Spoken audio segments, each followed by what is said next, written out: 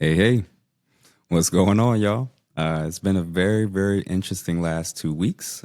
As you could imagine, a whole lot of crazy stuff's been going on in my life, and I wanted to give y'all a couple updates, as well as what today's topic would be, which is they are coming for me. They are coming for your boy. Long story short, I appreciate the love. I appreciate the feedback. I really genuinely took a lot of the feedback in about, the direction I should go in terms of how to approach certain things, in terms of how to communicate to both men and women. But the hate has been crazy. They, according to those that dislike what I've had to say so far, apparently I'm a hater of women. Apparently I'm gay. Apparently I have a fake degree and I'm not a real therapist. That's news to me. So you could imagine folks is scouring the internet looking to see how they can shut your boy down and potentially get me to lose all my income. So it's unfortunate that people try to approach things in that way, but that's public life, I guess. Unfortunately, I don't know that they thought about the possibility that I not only intentionally did this, but I intentionally wanted to get those specific reactions from them. And I had three traps in mind. The first of which was number one, Kevin Samuels. Now, I can recall not that long ago, constant thing that was said was, it's not what you say, it's how you say it. And everyone was talking about, not everyone, but the ones who were like, the ones that really hated him, they were like, we don't like his tone. We don't like, how he's saying it to women. He's so disrespectful. And I really tried to make a concerted effort to not do that. Didn't matter. So it turns out one of my strategies was to prove that for many people who were against many of the true things that Kevin Samuels and Crimson Cure and many of the other commentators and podcasters have been saying, that is true about what's wrong in society and our culture and within our dynamics between men and women. Turns out a lot of you, it really wasn't about tone or how to say it. You just didn't like the messenger. And you felt like because you didn't like who it was coming from or how it was packaged, you could reject the truth. And believe it or not, that was actually my goal. And to further prove that I think they really weren't interested in the truth, these were the same people that cheered when that man died. So honestly, I'm not super duper interested in wanting their praise when I saw what they were willing to cheer for. But strategy number two, or trap number two, is I wanted to expose the current zeitgeist that we're in presently in Western countries, especially in America. We are in a mental, verbal, cultural, and political matrix of control by Marxist, extremist, third and fourth wave feminists. We are in a gynocentric, femme-centered society culturally. And I think in the quest to kind of move us away from the patriarchy and de-center men, there was an option to kind of center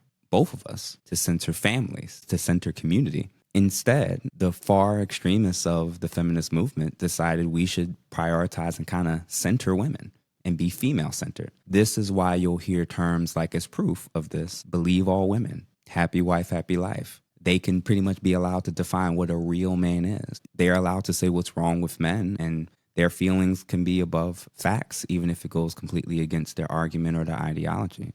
It's one of those things that's pretty much infiltrated every major area of our culture and society, from schools to HR departments, the media, you name it. And basically the conclusion is that it was socially acceptable to point out men's bad behaviors, and we aren't allowed to do the same with women. Now, why is that problematic? Well, one, when women try to do it, they're called pick-me's and they're told to have internalized misogyny and that they need to decenter men. But when men do it, what I've noticed both in myself and with other people, there seems to be a pattern of attack. And this was the second point I wanted to make. I wanted to expose how rampant and normalized this culture of primarily centering women and women's feelings and women's issues and women's concerns and women's perspectives. Anyone that steps out of line against it, especially men, this is typically the pattern of attack. They're called the misogynist. They're told not that, maybe what he's saying could be true, and maybe this is something I as an individual woman or us collectively need to improve on. Instead, they say, nope, if I don't like what he's saying and it's about us, he has to hate women. Then they go to the second part. They'll call you sassy if you continue to engage. They'll call you gay. If you have a relationship, they'll try to figure out a way to undermine it or destroy it. They will obviously attempt to go through your past, scour the internet, find out what they can to try to expose you to hopefully destroy your credibility and kind of, remove you from the audience, so to speak. And And then lastly, they'll come for your credentials and they'll try to destabilize you economically with the hope being that you will believe what we believe and say what we allow you to say. And we will do all that we can do to break you until we get you to be silent and in submission. That is the environment that we're currently operating in and have been for quite a while. When it comes to men speaking out about dating, relationships, and general habits that's happening in the culture, not when I say something about men, only when I say something about women. But number 3, and this is the one that I think probably hits home the most. I wanted to do a social experiment by kind of throwing some of these things out there during these podcasts. And I had an hypothesis that there was a rampant, very normalized, just distaste and hatred and lack of care for men and men's issues. I think based on everything we've been seeing online and a lot of these comments, I think my point has been proven. And I know this because with everything I just said so far, most of you men and women would acknowledge in 2025, everybody knows what the term is for a strong hatred and distaste for women: misogyny, or being a misogynist. Fortunately, a lot of people did not hear and or find out what the equivalent was for having a strong hatred and distaste for men. That's called being a misandrist or misandry. The fact that you didn't know, or the fact that you just found out, is proof that we've actually been functionally, culturally in an environment where one half of the population has been above reproach and the other half are the only ones that's seen as sinners. So with this social experiment of trying to expose this rampant distaste and hatred and lack of just genuine care for men and men's issues, case in point was like paternity tests. What were many of the comments that were being said? Stop whining. Why should we care? Men created the system, so men need it's men's issue. Oh, that's an apex fallacy, by the way. And I also made a point in the Sharing My Truth podcast with the two lovely ladies. I had said the only time a lot of women will care about men is often if they are in a relationship with them, if they are related to them, or if they can control him. And I think that my point has been proven. They expose themselves when we bring up something or anything that is a benefit to women at the expense of men, and they will not and won't want it to ever change. Maya Angelou, when she said, when someone shows you who they are, you need to believe them the first time.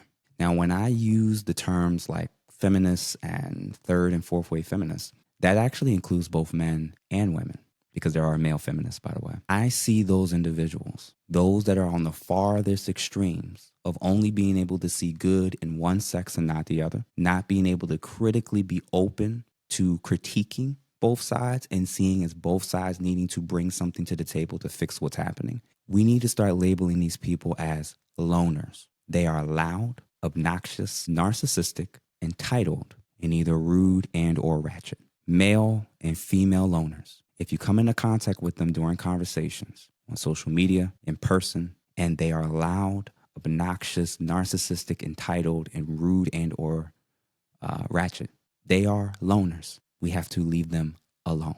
We have to leave them alone on OnlyFans. We need to leave them alone in dating. We need to leave them alone in social interactions until they realize that there is value in terms of perspectives from the other side. No, we don't need to just center men. No, we don't need to just center women. We need to figure out a way to care about both sides, both issues. And when I or other people point out a particular issue of concern, you've been socialized to believe that if the person that's sitting in front of you is telling you what you want, it's got to be true. And if the person that's telling you something you don't want to hear, it's got to be false. You got to get that out of your head. Get that out of your mental. Sometimes when you're hearing things that you may not like, I'm not saying just believe me off the rip. Don't believe anyone just off the rip. Why don't you go and test it for yourself? Go and research it.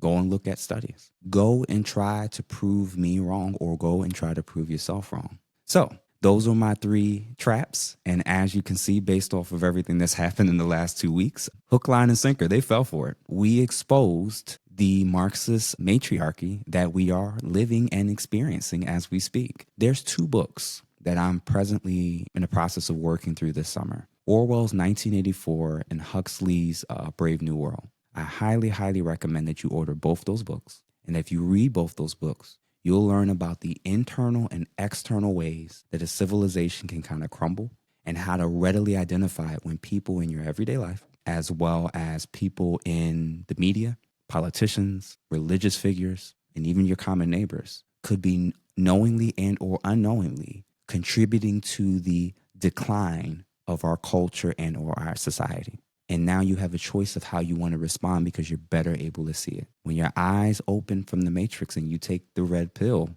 you eventually get to a point where you're like, whoa, I actually don't have to just bow down and submit to things that I know isn't true. In life, in my friendships, in the workplace, we can't keep redefining what truth is. Some things are just wrong. And listen, I'm not the perfect candidate. In my next episode, I'm going to cover very much in detail my flaws, my brokenness, my shortcomings, and what I've learned from it. And not wanting to be seen as some high, mighty person, but just a human being that wants things to be better. And that if I bring my vulnerability, my honesty, and my transparency on one hand, and my experience, my knowledge, and my desire to learn more on the other hand, I think that perhaps this message can kind of break through and be just one of many messages, not only from me, but others, to really try to come at this thing just differently.